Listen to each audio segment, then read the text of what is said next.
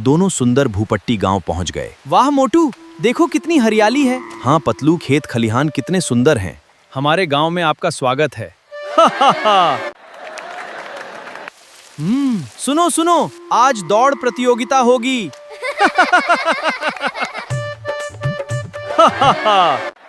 चिंता मत करो, हम तुम्हारा खिलौना ढूंढ लेंगे।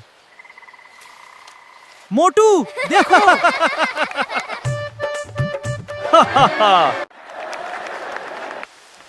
मैं भी मछली पकड़ूंगा। बहुत बड़ी मछली फंसी है।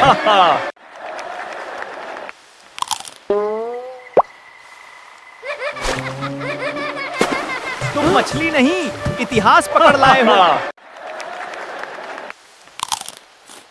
भूपट्टी गांव का प्यार हम कभी नहीं भूलेंगे। भूपट्टी गांव का प्यार हम कभी नहीं भूलेंगे।